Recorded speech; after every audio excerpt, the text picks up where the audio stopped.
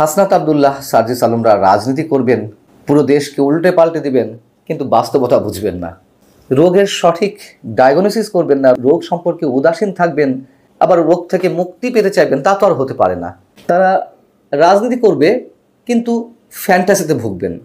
মঙ্গলবার আওয়ামী লীগের যে একটি মিছিল বের হলো রাজধানীতে, সেটি দেখে তারা সত্যি সত্যি কি ভয় পেয়ে গেলেন, টেনশনে পড়ে গেলেন, নাকি তারা যে হুঁশিয়ার হুঙ্কার ছাড়ছেন সত্যি সত্যি তাদের কোনো রাজনৈতিক আদর্শবাদিতার জায়গা থেকে এই কথাগুলো বলছেন? তাদের রাজনৈতিক আদর্শ কি সেটাই তো আমরা বুঝতে পারছি না। তারা হুঙ্কার ছাড়ছেন। সত্যি কথা বলতে আওয়ামী লীগ বিরোধিতাই তাদের রাজনীতির মূল আদর্শ। আওয়ামী লীগের বিরোধিতাই তাদের এখন রাজনৈতিক পুঁজি। এটি অপ্রিয় হলেও বাস্তবতা। এখন এই কথা বলতে গেলে তো ফ্যাসিবাদের দোষও বানিয়ে দেওয়া হয় আমাদেরকে। মঙ্গলবার রাজধানীতে আওয়ামী লীগের যে একটি মিছিল বের হলো, তাদের দৃষ্টিতে বেশ বড় মিছিল, মানুষের সংখ্যা তাদের মিছিলে বাড়ছে। তারা সেটিতে যে প্রতিক্রিয়া জানিয়েছে, বিশেষ করে হাসনাত আব্দুল্লাহ তার ফেসবুক পেজে, খুবই হাস্যকর, স্রেফ হাস্যকর মনে হয়েছে। আওয়ামী লীগের বিরুদ্ধে হাজারো অভিযোগ অবশ্যই মানুষের রয়েছে। আওয়ামী লীগের যে কর্তৃত্ববাদী আচরণ, নানান ধরনের অভিযোগ তাদের বিরুদ্ধে, নিশ্চয়ই অস্বীকার করার কিছু নেই। কিন্তু আওয়ামী লীগ যে পথে হাঁটছে, তারাও কি সেই পথে হাঁটছে না? আওয়ামী লীগের রাজনৈতিক যে আদর্শ ছিল, তারা তো সেই রাজনৈতিক আদর্শটিই পোষণ করছে। এই ছাত্র সমন্বয়কদের যে বিতর্কিত কর্মকাণ্ড, যে অপকর্ম, তা আওয়ামী লীগকে ওয়েলকাম জানানো হচ্ছে এক অর্থে। তাদের অপকর্মের কারণে আওয়ামী লীগের অপকর্মগুলো ম্লান হয়ে যাচ্ছে। বিএনপি জামাত জোট সরকারের সময় হাওয়া ভবনের দুর্নীতি কিংবা সংখ্যালঘুদের উপর নির্যাতন এবং টেন্ডারবাজি, দখলবাজি, সন্ত্রাস যা কিছু হয়েছে, মানুষ তো ভুলে গিয়েছিল আওয়ামী লীগের অপকর্মের কারণে। আবার আওয়ামী লীগের অপকর্মগুলো বর্তমান অন্তর্বর্তী সরকারের বিভিন্ন বিতর্কিত কর্মকাণ্ড, ৭১কে অস্বীকার করা সহ আরও ভয়ঙ্কর যে কথাবার্তা বা তাদের অ্যাক্টিভিটিস, এই ছাত্র সমন্বয়কদের যে ঔদ্ধত্য, তার কাছে আওয়ামী লীগের সব ধরনের বিতর্কিত কাজ মানুষের চোখের সামনে থেকে মুছে যাচ্ছে। এবং আওয়ামী লীগ বিরোধিতা, যেমন আমি বলছিলাম যে এই ছাত্র সমন্বয়কদের রাজনীতির একমাত্র পুঁজি, শুধু আওয়ামী লীগ বিরোধিতা নয়, আমার মনে হয় আওয়ামী লীগের রাজনীতি তাদের আদর্শ। আওয়ামী লীগ যা যা করে গেছে এখন তারা তাই করছে, জোর করে মানুষের কথা বলা বন্ধ করে রাখছে। এবং ওই যে বলছিলাম, এখন কেউ তাদের সমালোচনা করলেই আবার তাদেরকে ফ্যাসিবাদের দোষর বানিয়ে দেওয়া হচ্ছে। এগুলোর কারণে তো আওয়ামী লীগের বিরোধিতা দিনে দিনে পুঞ্জীভূত হচ্ছিল মানুষের মনে। মানে কিসের ভয় দেখাচ্ছেন তিনি? এটা রাজনীতি, এটা গণতন্ত্র, এটা ২৪শে চেতনা। ২৪শে চেতনা কি ছিল?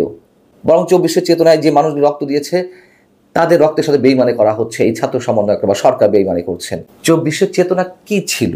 শুধুমাত্র তো গণতান্ত্রিক আকাঙ্ক্ষা, একটা স্বৈরাচারী সরকারের পতন ঘটিয়ে মানুষ যাতে ভোট দিতে পারে, ভোটের মাধ্যমে নতুন নির্বাচিত সরকারের অধীন দেশ পরিচালিত হতে পারে, মানুষের ভোটাধিকারটা ফিরে আসে। এই তো, এর বাইরে আর কি ছিল? এখন যে লম্বা লম্বা কথা বলা হচ্ছে, এগুলো আমরা দীর্ঘদিন ধরে বলছি, তারপরেও বলতে হচ্ছে, মনে করিয়ে দিতে হচ্ছে তারা যা শুরু করেছে দিনের পর দিন।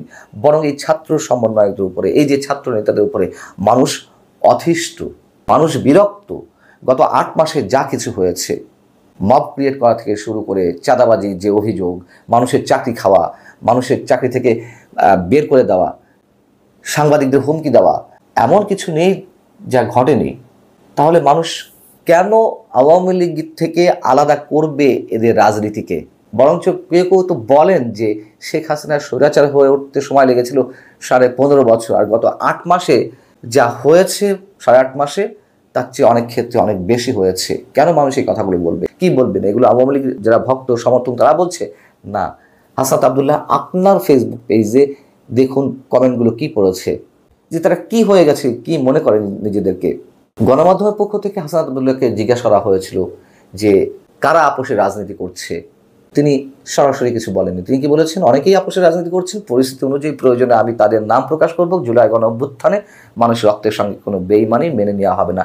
এই যে জুলাই গণ অভ্যুত্থানে যারা রক্ত দিয়েছে, বরং বেইমানি অন্য কেউ না, বেইমানি তারাই করছেন।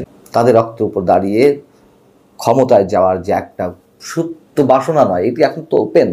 তারা ক্ষমতা কেন্দ্রে রাজনীতি করছে, ক্ষমতা কেন্দ্রে রাজনীতি করছে বিধায় ক্ষমতার উচ্ছিষ্ট তারা ভোগ করছে। এই জন্য তারা নির্বাচন হতে দিতে চায় না। তারা ভালো করেই জানে যে নির্বাচনে দাঁড়ালে কয়টা আসন তারা জিততে পারে, একটাও পাবে না, একটাও না। এটি তো আমার কথা নয়, বিভিন্ন জনের মুখ থেকে বেরিয়ে হয়ে আসছে। আওয়ামী লীগকে রাজনীতি নিষিদ্ধ করলেই কি সব সমাধান হয়ে যাবে? ছাত্রলীগ নিষিদ্ধ করা হয়েছে, ছাত্রলীগ তার কার্যক্রম থামিয়ে রেখেছে। জামাতে ইসলামীকে 2009 সাল বা 10 সাল থেকে একেবারে অলিখিতভাবে নিষিদ্ধ করে রাখা হয়েছিল। তাদেরকে একটা ব্যানার নিয়ে রাস্তা নামতে দেওয়া হয়নি, তাদেরকে যেখানে পাওয়া গেছে সেখান থেকে আটক করা হয়েছে, ধাওয়া দেওয়া হয়েছে, হামলা করা হয়েছে। কি হয়েছে? জামাতের রাজনীতি শেষ হয়ে গেছে? বরং জামাত আরো সংগঠিত হয়েছে, আরো 4 গুণ 5 গুণ শক্তিশালী হয়েছে। আওয়ামী লীগ নিষিদ্ধ করলে তারা এরকম রাজনীতি করবে না, এরকম অ্যাক্টিভিটিস চালাবে না? এত সহজ রাজনীতি এতই শেষ করে যায় মানুষকে। বিএনপি আওয়ামী লীগের রাজনীতি এই বাংলাদেশ থেকে মানে সমূলে উৎপাদন করা সম্ভব কখনো? এবং তারা আরো শক্তিশালী হবে। এর প্রমাণ তো আমাদের সামনে আছে। গত 16 বছর বিএনপি যেভাবে আক্রমণ, হামলা, মামলার শিকার হয়েছে, বিএনপি শক্তিশালী হয়নি। 75 পরে আওয়ামী লীগ তো এক প্রকার নিষিদ্ধ ছিল, সেই আওয়ামী লীগ শক্তিশালী হয়নি। আমাদেরকে যে 2024-এর 5 আগস্টের আগে অর্থাৎ 2 তারিখের দিকে নিষিদ্ধ করা হলো নির্বাহী আদেশে, জামাত শেষ হয়ে গেছে, তখনও তো আমরা প্রতিবাদ করেছিলাম।